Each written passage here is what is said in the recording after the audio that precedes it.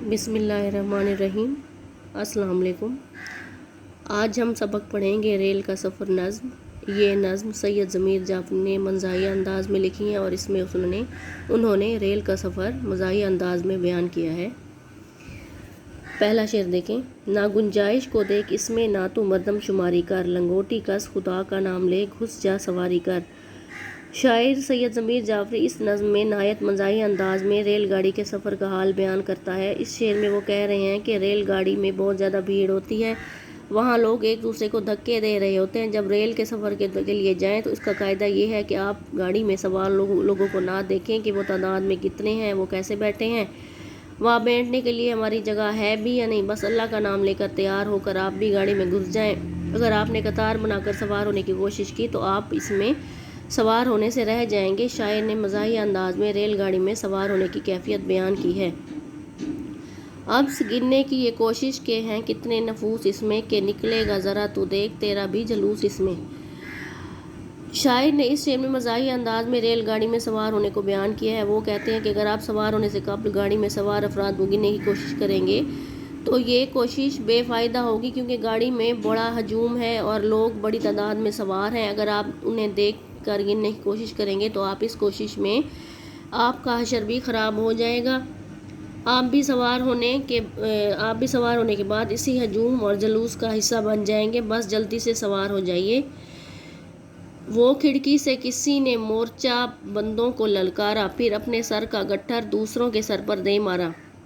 इस शेर में शायर मज़ाहिया अंदाज में कह रहे हैं कि किसी ने मोर्चा बंदों की तरह, मोर्चा बंदों मतलब छुप कर हमले के लिए बैठे हुए फौजी की तरह, किसी ने खिड़की से अपना सामान जो है ना, सामान की गठरी दूसरों के सर पर दे मारी कि वो सामान जल्दी से फेंके अंदर और जल्दी से अंदर उसमें से गाड़ी में सवार हो जाए।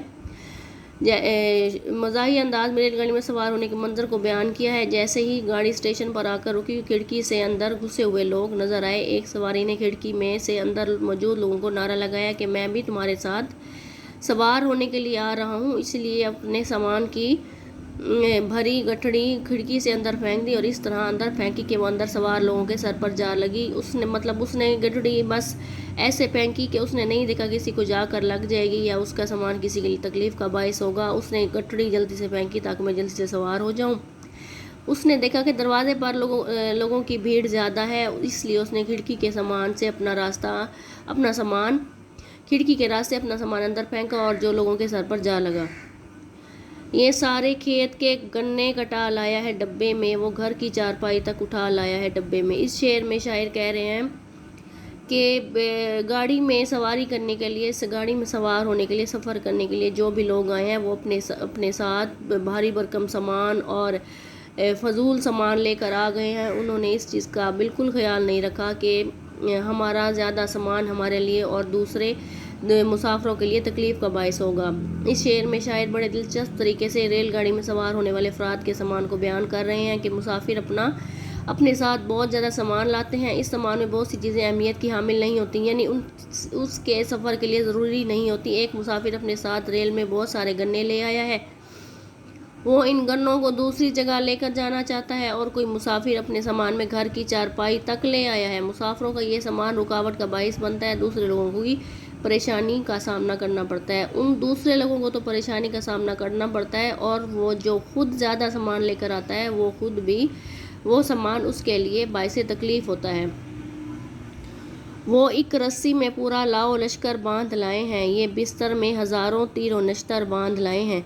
इस शेर में मुसाफिरों के सामान को मज़ाहिया अंदाज में बयान किया गया है कि मुसाफिर अपने सामान को रस्सी से बांध कर लाए हैं। ऐसे लगता है कि वो फौजी मार्च पर लड़ने जा रहे हैं, यानी उनका सामान बहुत ज़्यादा है। मुसाफिर अपने सामान के बिस्तर में बहुत सारी ऐसी चीज़ें बांध लाए हैं कि जो तीरों और तेज़ चाकू की तरह हैं, जो लोगों को ज़ख्मी कर रहे हैं।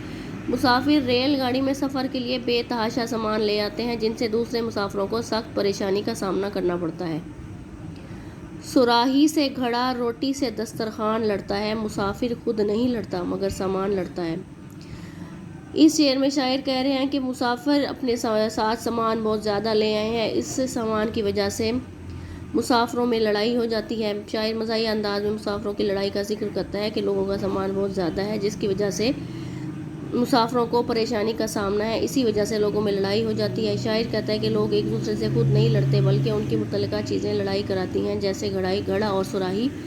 یہ دونوں برتن پانی کے لیے استعمال ہوتے ہیں اور روٹی اور دسترخوان کا باہمی تعلق ہے، جو یہی چیزیں باہمی لڑائی کا سبب بنتی ہیں۔ بھیڑ میں پتہ نہیں چلتا کہ کون کس سے لڑ رہا ہے۔ معلوم ہوا کہ ایک مسافر دوسرے مسافر سے نہیں لڑتا بلکہ ان کا سامان ان کے درمیان لڑائی کا سبب بنتا ہے، جو کہ بہت زیادہ ہے۔ وہ حضرت جو عوام الناس میں گھل مل کے بیٹھے ہیں، رضائی میں وہ یوں بیٹھے ہیں گویا سل کے بیٹھے ہیں۔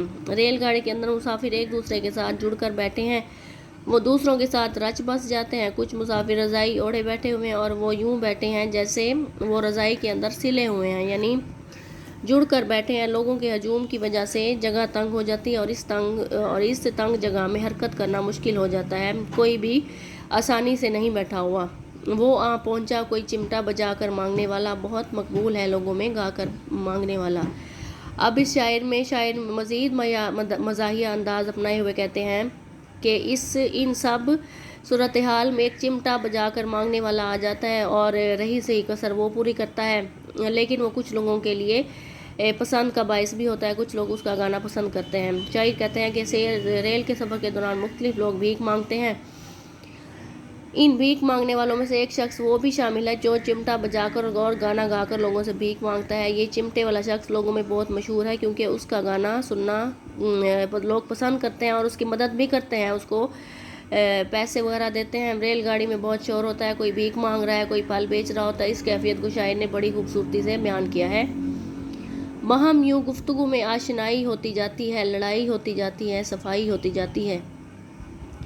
شاعر آخری شعر میں لوگوں کی کیفیت کو خوبصورتی سے بیان کرتے ہیں کہ ریل گاڑی اپنی منزل کی جانب بڑھ رہی ہوتی ہے۔ بھیڑ میں پھنسے ہوئے لوگ ایک دوسرے سے باتیں کرنا شروع کر دیتے ہیں اور جب وہ باتیں شروع کرتے ہیں تو ان میں سے ایک دوسرے کی واقفیت بھی کچھ لوگوں کی نکل آتی ہے۔ یہ وہی لوگ ہیں جو تھوڑی دیر پہلے ایک دوسرے سے جھگڑا کر رہے تھے اور اب ایک دوسرے کے واقف بن گئے، دوستوں کی طرح آپس میں گفتگو کر کے سفر سے محظوظ ہو رہے ہیں۔ مطلب یہ کہ وہ اس سفر سے محظوظ بھی ہو رہے ہیں۔ پہلے وہ تکلیف میں تھے اپنے سامان کی وجہ سے، اس میں رش کی وجہ سے، لیکن جب وہ ایک دوسرے سے گفتگو کا سلسلہ شروع کرتے ہیں تو ان کی آپس میں واقفیت نکل آتی ہے اور وہ کچھ سفر کو انجوائے بھی کرتے ہیں، اسے لطف اندوز بھی ہوتے ہیں۔ نظم کا مرکزی خیال یہ ہے کہ ریل گاڑی کے سفر کو مزاحیہ انداز میں بیان کیا ہے۔ وہ کہتے ہیں کہ ریل گاڑی میں مسافروں کی بھیڑ ہوتی ہے، مسافر اپنے ساتھ بہت زیادہ سامان لے کر آتے ہیں، اس سامان کی وجہ سے وہ ایک دوسرے سے جھگڑا کرتے ہیں۔ ریل گاڑی میں بہت زیادہ شور ہوتا ہے، جب لوگ ایک دوسرے سے گفتگو کرتے ہیں تو وہ باہم واقف بھی بن جاتے ہیں۔